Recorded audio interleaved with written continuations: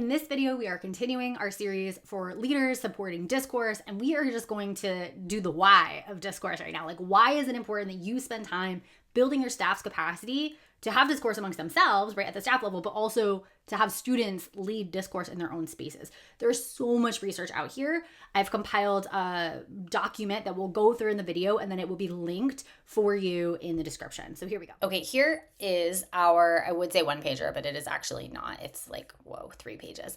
Okay, 3 pager on high quality discourse research. So one of the things that I really enjoy is James Nottingham's book, Teach Brilliantly. It's amazing. It has a whole section on discourse, but he talks about how when looking at all of the research and all the things that support student learning, which that's the whole purpose of the book, is that discourse or dialogue is what he talks about, is one of the most effective ways to boost student learning. So language skills, knowledge, way more effective than any other type of class interaction. And he talks about the research here. So like Hattie has done all of his effect sizes.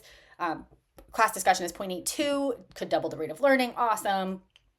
And there's a lot of other research supporting discourse in classroom and learning, specifically around text comprehension and improvements in critical thinking, reasoning, comprehension, and inference. Okay, so that's why it's good. Now let's get into like what exactly the types of discourse are. So we have dialogue, where we seek to understand, these are the skills involved. Discussion, where we're really like defining success criteria and pulling ideas apart, breaking them down, analyzing them. Decision making, this is where we choose the action step, or if we're doing something like a class debate, we are not agreeing to disagree. I think that's an overly used or overly simplified in its use, often a phrase, but we are coming to consensus on where our shared points of overlap are, and we agree on these pieces, and then we disagree on these pieces. So we're kind of like coming to an understanding of each other's positions and what the paths forward, if we can't choose one, are, and what the impacts of each of those are. Nottingham talks a lot about exploratory talk, and I love this concept. He talks about how these are longer. These are not turn-in talks that are 30 seconds, right? They are critical thinking. They are creative thinking. And I love this idea of like, we're seeking agreement, not necessarily I agree with what you say, but we are coming to consensus on our shared understanding of reality, maybe of a text we're investigating. And so we are noting points of disagreement as part of our agreement. I know that's kind of confusing. Students are expecting their ideas to be critiqued and approved by others. Like we walk away having grown our thinking. We don't walk away from a conversation thinking the same thing we went in with, right?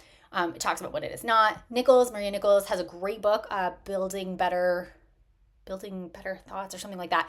And she talks about constructive intent. We want to build together. We want to be innovative in our thinking.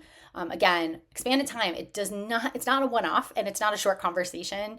And the value of varied perspectives is really what's important. We want to seek those out. Indicators of high quality discourse, right? There's a lot of barriers, so we could look about those. Most of them are just teachers talk too much. We want to model. Modeling leads to a lot of good stuff, and fairly quickly too. There are specific ideas here around literature, subject-based text, science lessons. And then there's a section down here around assessing purposeful talk, because it can be challenging to be like, well, how do I have teachers assess, right, what exactly the students are talking about? It's different than writing. And so she talks about a unique approach that is not kind of like a rubric, but really some guiding questions, right? What range of talk behaviors am I noticing? What talk moves are they using? What individual and collective patterns of participation are you noticing?